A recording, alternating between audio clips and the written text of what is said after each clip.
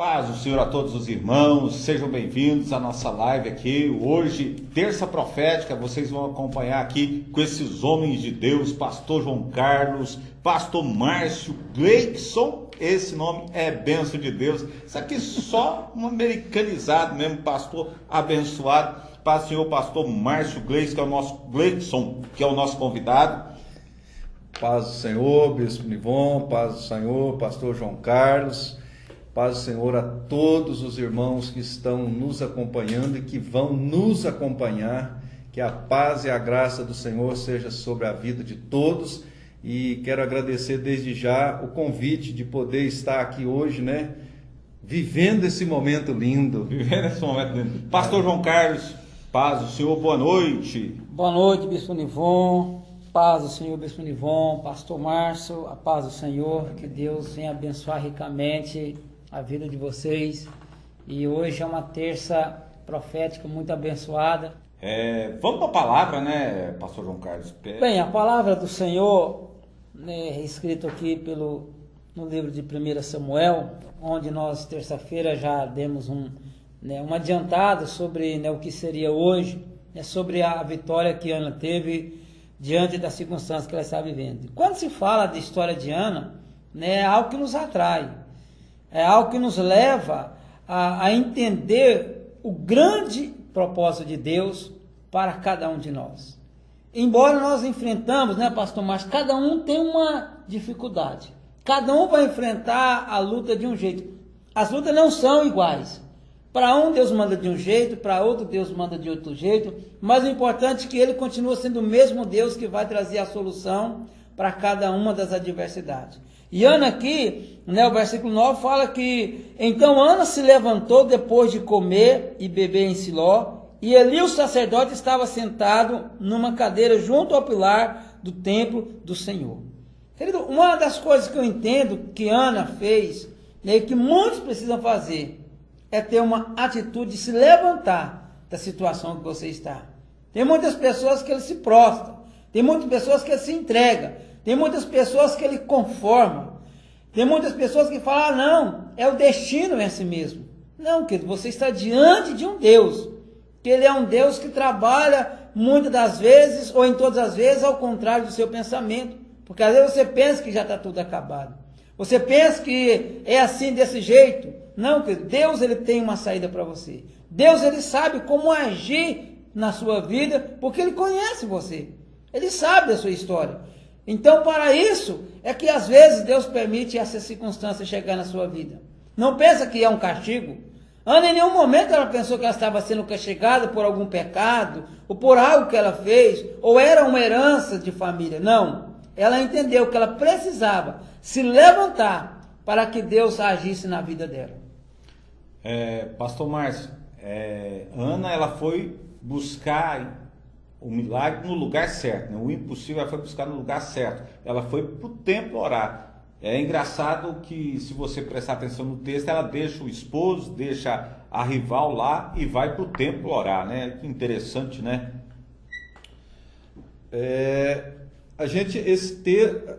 Cada texto da Bíblia, a não ser as parábolas, né? Eu tenho buscado entender, porque às vezes o texto ele não tem só ele não quer só passar algo literal.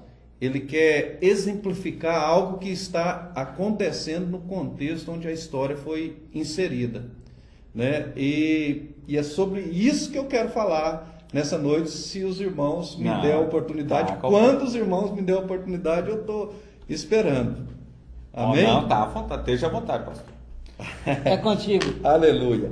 Amém. Irmãos, eu gostaria que você que está aí na sua casa nesse momento, porque é algo muito interessante que a gente tem que colocar na nossa mente, colocar no nosso modo de viver e nesse novo modelo de igreja que nós estamos vivendo. Então eu gostaria que você, se você puder, você pegasse a sua Bíblia aí onde você está, seja ela física, seja ela virtual, no celular, mas que ela esteja perto de você, porque nós estamos vivendo um tempo em que nós temos que colocar a palavra do Senhor na nossa frente. O nosso escudo, ele tem que ser a palavra de Deus. E quando os amados pastores, o pastor João Carlos e o bispo Nivon nos convidou para estar aqui, eu até que a princípio eu arrependi naquele momento de ter entrado na live dos irmãos, né? Quando eles fizeram o convite ao vivo, porque se não fosse ao vivo eu tinha falado, não, tá difícil, não tem jeito. Mas ao vivo eu não pude fugir dessa responsabilidade, o Senhor falou comigo para que nós estivéssemos aqui hoje e falasse um pouco dessa palavra. E o que está acontecendo aqui nesse texto de 1 Samuel? A Bíblia vai dizer que existia um homem que ele era casado com uma mulher que era estéril e a lei permitia que ele se casasse com outra, e ele se casou com outra mulher, que era Penina, que lhe dava filhos, não podia encostar, que pá, filho. Não esperava nem a quarentena acabar, pá, tá de novo. E Ana, ela sofria com aquilo, porque ela não podia ter filhos. Mas o que estava acontecendo com Israel naquele momento? A nação, diz o texto, diz a Bíblia, que a nação ela estava corrompida. Eli era o sacerdote daquele tempo, e Eli já ocupava esse sacerdócio durante 40 anos. Eli estava preparando seus filhos Ofni e Finéias para que tomasse conta do que viria a seguir. 2 malas. Mas a Bíblia diz que eles estavam corrompidos e fazia tudo ao contrário do que deveria fazer. E Eli já não tinha mais o quê? Já não tinha mais o controle da situação. Eli já não tinha mais visão do que estava acontecendo. E aí eu trago para os dias atuais da nossa igreja. A história que é contada sobre Ana, ela volta para cá agora, onde nós estamos. Mas se a gente fazer uma parada na história, porque provavelmente, o bispo Nivon pode me orientar e pode me corrigir aqui nessa questão, eu acredito que essa história ela aconteceu há cerca de 1100 anos antes de Cristo. Porque a Bíblia vai dizer que Davi conquista a cidade de Jerusalém por volta de 1000 anos. E se Samuel está aqui dali a pouco, né, ele vai encontrar com Davi, porque ele nasce e ele cresce. Unge Saul. Unge Saul. E depois Davi. Então o que eu quero dizer para os irmãos? Que a igreja, após aproximadamente 2400 anos, nós chegamos num lugar onde vai surgir um homem que também a igreja naquele tempo estava corrompida. No ano de 1330, vai surgir um homem chamado John Wycliffe, que vai contestar o que a igreja está fazendo, que nós não devemos mais ter papas na língua, pastor Bispo Nivon, pastor João Carlos, para falar de quem é e quem era e quem ocupava o espaço no tempo. Que no ano de 1300 depois de Cristo, a igreja católica já tinha um domínio de mais de 1000 anos. O Papa dominava o mundo. O Papa tinha mais poder que o rei. E eles corromperam a palavra do Senhor nesse tempo. Os irmãos estão lembrando que no texto que fala de Ana aqui, a nação está corrompida porque Eli, o sacerdote, ele está com a visão já embaraçada, já está velho, já está cansado, e seus filhos estão perdidos no espaço. 2400 anos depois, o comando papal que dominava o ano há 1000 anos corrompeu toda a nação, corrompeu todo mundo. E surge um homem chamado John Wycliffe, que ele lê as escrituras e ele vê que está tudo errado e ele se coloca na frente de toda essa situação. E sabe o que aconteceu naquele período, por volta de 1300 anos? Uma peste chamada peste negra, que matou 30% da população da Europa. E agora eu chego nos dias atuais, que nós estamos vivendo um tempo que a nação estava corrompida e Deus toma uma providência. Porque Deus certamente olhou para cá e falou assim: o culto que vocês estão fazendo não me agrada. Não está me agradando. O que vocês estão fazendo na igreja não me agrada. E sabe, quando o texto fala que Ana está estéril, a igreja está estéril. A igreja estava estéril, porque o sacerdote, aquele que deveria frutificar, ele já não conseguia mais. A igreja em 1300, depois de Cristo, ela estava estéril, onde começou uma pré-reforma que ia passar por John Hus, alguns anos depois, ia passar por Jerônimo, ia chegar em Martim Lutero em 1500 e pouco, sucessivamente por Calvino, e a igreja seria reformada. E hoje nós estamos 2020 depois de Cristo. 700 anos depois do início da reforma. E Deus traz essa situação. E muitas pessoas ficam se perguntando em casa, mas por quê? É do demônio? É de Deus? É do homem? Não, nós temos que fazer uma junção de todas as coisas. É uma permissão de Deus, é muita coisa ainda. E entender aonde nós estamos inseridos na história. Porque a Bíblia vai dizer que Ana não se aguentou mais. Ana foi... Irmãos, isso é muito interessante. Quando eu estava preparando essa mensagem, o Senhor falou isso comigo e é algo muito interessante nós temos que trazer para hoje. Porque Ana, ela foi para o templo. Naquele período, ela não poderia estar dentro do santuário. Ela tinha que estar no alpendre, ela tinha que estar fora. E a Bíblia vai dizer, justamente onde eu marquei, que foi o que o Senhor pediu para ler, que o Senhor leu, a parte B do versículo 9 e o versículo 10, que Ana está orando e Eli está onde? Eli está escorado num pilar. Ali não era o lugar de Eli estar. Eli tinha numa cadeira. Eli tinha que estar lá dentro. Lá era o lugar dele. Mas a visão da esterilidade estava ali. E a Bíblia vai dizer, irmãos, que Ana orou, que Ana chorou. E sabe o que está faltando nesta geração? Está faltando a entrega. Está faltando a oração. E outro detalhe importante, agora para hoje, para o dia 19 de maio de 2020, ela foi aonde? No templo. Nós temos que entender que nós temos que orar, mas o Senhor hoje Ele nos dá a oportunidade de vir ao templo, porque naquela época o homem ia com a família uma vez ao ano para entregar o sacrifício. Hoje nós podemos vir todos os dias. É quando eu disse que nós não podemos usar a doença como desculpa para estarmos na nossa casa. Meu Deus do céu, porque eu estou ouvindo tanta coisa a respeito do grupo de risco. Eu tenho pressão alta, eu faço parte do grupo de risco. Mas a pressão alta faz parte do grupo de risco para ir na igreja. Mas para ir na fila da lotérica não tem problema. Para ir no supermercado não tem problema. E a igreja ela está sendo atacada e nós não estamos vendo. Né? Porque os nossos líderes, vamos dizer assim, os nossos grandes pastores, eles se aliançaram com o nosso líder supremo hoje no país. E nós temos que entender uma coisa. A igreja é quem tem que determinar as ações. Mas o nosso líder está determinando as ações, os nossos líderes que têm o comando das grandes massas religiosas, vamos dizer assim, eles estão acatando o que o líder maior está dizendo. E isso está fazendo com que o povo fique em casa. O discurso é um, mas a realidade que está acontecendo é outra. E nós temos que entender uma coisa aqui quando nós falamos de oração. Há muitos anos atrás, um professor americano pega um grupo de alunos, leva para a Inglaterra para visitar a casa de um homem chamado John Wesley. E ao lado da casa de John Wesley, ao lado da cama, de John Wesley, tinha 2 buraquinhos assim. Era onde ele colocava os joelhos, debruçava na cama e orava. Foi um grande avivalista do século passado. Os maiores. Não é isso? E então, aqueles jovens visitam aquela casa e entram no ônibus. Quando o professor vai entrar no ônibus, está sentindo falta de um. Ele volta para procurar. Lá, com os joelhos dobrados, naquele lugar, existia um que estava dizendo assim: faz de novo, faz de novo, faz de novo. O professor vira para aquele jovem e fala: ei, bora, Billy Graham.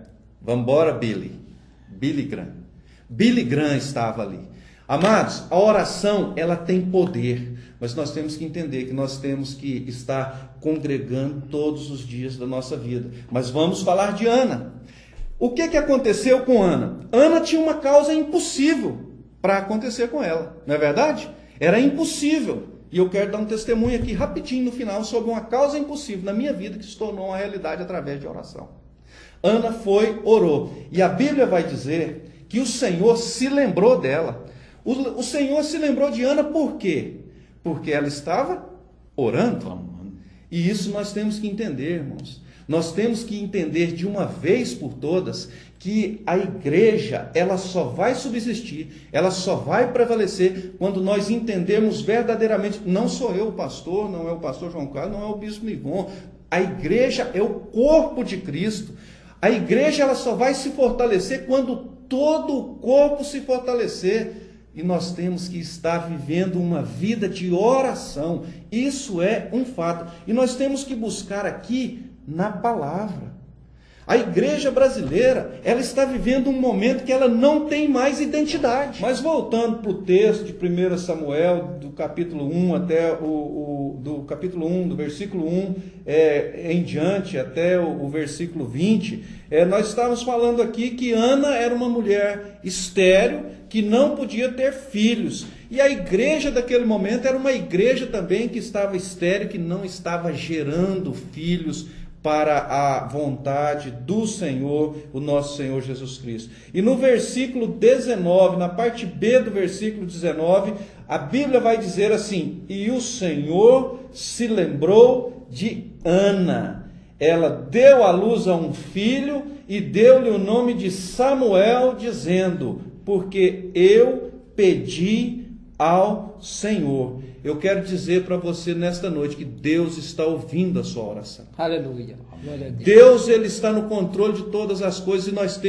e tem um versículo muito chamativo, e ele é um pouco controverso, mas nós temos que estar firme com o Senhor.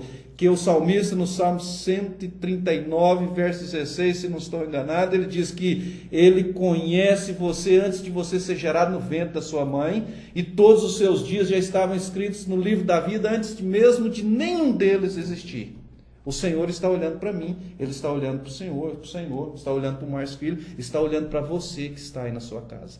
A Bíblia diz que o Senhor se lembrou de Ana, porque Ana chorou aos pés do Senhor e orou fervorosamente, e ela estava fazendo essa oração quando ela estava no templo. Ah, pastor, o senhor está dizendo que nós podemos orar só no templo? Não, eu estou dizendo que nós temos que orar e orar sem cessar, porque verdadeiramente o Senhor está em busca dos verdadeiros adoradores que o adoram em espírito e em verdade. E ele diz algo mais interessante ainda. No capítulo 28 de Mateus, no último versículo, ele está dizendo: eis que estarei convosco até os últimos dias, até o fim dos tempos. O Senhor está dizendo: eu estarei com vocês. Querido, você está na sua casa, não esqueça de orar. Você está no trabalho, ore, mas ore sem cessar. Como assim, pastor? Eu vou sair gritando, orando? Não, amado. Você vai orar em espírito por cada situação que acontecer na sua vida, por cada momento que acontecer na sua vida, porque somente com a sua oração, somente com a sua entrega, as coisas impossíveis para você vão se tornar uma realidade. Porque nós temos que entender algo interessante, que nós servimos a um Deus que manda o anjo das boas notícias falar com Maria, que é o anjo Gabriel. E no capítulo 1, no versículo 37 de Lucas, ele vai dizer: porque para Deus nada é impossível. Eu não sei o que você está vivendo, eu não sei o que você está passando, mas para que a gente chegue em algum lugar, nós temos que entender algo muito interessante. Nós temos que saber de uma coisa: o que nós temos que usar agora? Máscara. Nós temos que usar máscara, diz o decreto. Nós temos que manter um distanciamento. Mas há quanto tempo nós estávamos usando máscaras? A máscara da mentira, a máscara da hipocrisia, a máscara do adultério, a máscara da fornicação, a máscara, aquela máscara, a pior de todas, a máscara da traição com Jesus. A máscara da blasfêmia. Mas agora a máscara física é um grande problema e é o que vai salvar o mundo. Mas para nós verdadeiramente sermos salvos, nós temos que tirar a máscara espiritual que nós estamos vestindo já faz muito e muito tempo. O distanciamento, há quanto tempo nós estávamos longe do Senhor, dentro da casa, mais longe dele. Dentro do templo, mais longe dele. Dentro da nossa própria casa, longe da nossa família. Longe dos nossos filhos, longe dos nossos pais. Jesus, ele está voltando para buscar a sua igreja. Eu não sou político, mas não posso deixar de falar algo aqui. Eu creio que Jesus volta antes da próxima eleição. Mas se Jesus não voltar, pelo amor de Deus, não se venda por um saco de cimento. Não, misericórdia. Porque nós estamos vivendo essa situação que pode e não pode, pode e não pode, por conta do nosso voto vestido de máscara. A máscara da servergonhice. Mas nós voltamos para o texto. E a Bíblia vai dizer que Ana teve um filho. E a Bíblia vai nos mostrar que ao nascer Samuel, ser entregue para Jesus, se torna sacerdote, muda a história da nação. E é isso que vai acontecer nos nossos dias. Deus nos trouxe aqui hoje, bispo meu irmão, para falar para essas pessoas que estão nos ouvindo, que Deus vai mudar a nossa história. Em nome de Jesus. Um dia eu estava saindo da minha casa, indo para o culto virtual, e a pastora Adriana me pergunta: pastor, mas quando que vai voltar a ser normal? Deus me revelou algo naquele momento. Nunca mais vai voltar a ser normal. A partir de agora vai ser tudo sobrenatural. Aleluia. Somente aqueles que verdadeiramente resolver se entregar para Jesus, somente aqueles que verdadeiramente decidir perder o amor da sua própria vida por amor da obra, é que vão sobressair. A história diz que John Wycliffe, logo após a peste negra, como ele foi afetado e ele teve algumas debilitações, ele ficou mais fervoroso ainda porque ele perdeu o amor da sua própria vida. E perdendo o amor da sua própria vida pelo amor da palavra, pelo amor das Escrituras. A Bíblia diz que o pré-reformador John Hus, ele morreu queimado. E sabe o que ele estava fazendo quando estava colocando fogo ali nos pés dele? Ele estava dizendo assim: Jesus, filho de Davi, tem misericórdia de mim. Qual foi a última vez que você entrou para o seu quarto, fechou a porta, apagou a luz, dobrou o joelho e falou: Jesus, filho de Davi, tem misericórdia de mim? Somente assim a nossa vida vai mudar. Somente assim nós vamos fazer com que essa geração deixe de ser estéril e ela gere filhos. E a Bíblia vai dizer logo adiante que Ana teve vários filhos. Eu quero dizer para você nessa noite que Deus te escolheu para você estar aqui. Amém. Existem Anas que estão nos assistindo nesse momento. Anas que entraram neste culto, nesta mensagem estéreis, mas vão sair com o seu ventre, com o seu corpo cheio, porque foi isso que o Senhor Jesus disse. Ele disse: eu vou, mas vos enviarei o Consolador, não vos deixarei órfão. Jesus está dizendo para você nessa noite, querido, que Ele não te deixa só, que Ele não te abandona, desde o momento que você decidir se entregar para Ele, a partir do momento que você se decidir se colocar verdadeiramente na presença dEle, e dizer para Ele que não seja feito mais a minha vontade, mas que seja feita a tua vontade. Aleluia. Eu quero dizer para você, querido, para você, minha amada, que a sua história não acabou. Se você perdeu o seu emprego, Deus vai abrir uma porta nova. Amém. Se você está em dúvida sobre se você vai receber, não vai no final do mês, para comprar a cesta básica, para colocar dentro de sua casa, para pagar a energia, eu quero te dizer que Deus está trazendo providência sobre a sua vida nessa noite, porque Ele ouviu a oração de Ana, e Ele está ouvindo a sua oração, e Ele vai ouvir a oração que nós vamos fazer aqui, porque Ele é fiel e justo, Ele nos ama, e Ele nos colocou nessa terra com um único e verdadeiro propósito, para que nós pudéssemos adorar a Ele. Mas para isso nós temos que entender uma coisa: palavra de salvação está aqui neste livro mais lindo do mundo, que você tem a oportunidade de ler hoje. Este livro só está aqui hoje porque homens e mulheres entregaram as suas vidas para que nós pudéssemos ter a oportunidade de estar aqui. Muitos e tantos outros tentaram corromper para que a terra continuasse estéril, para que a nação continuasse estéril, mas existiram aqueles que se levantaram, se colocaram na frente dos leões, na frente da espada, na frente da fogueira, queridos, na frente das pedras.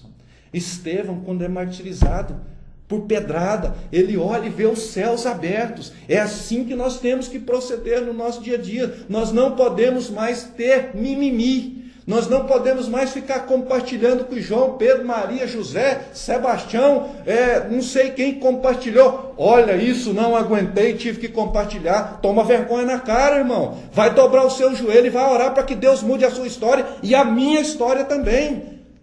Nós estamos cansados de ver tanto crente compartilhando coisas que não sabe se é verdade, não sabe de onde que vem.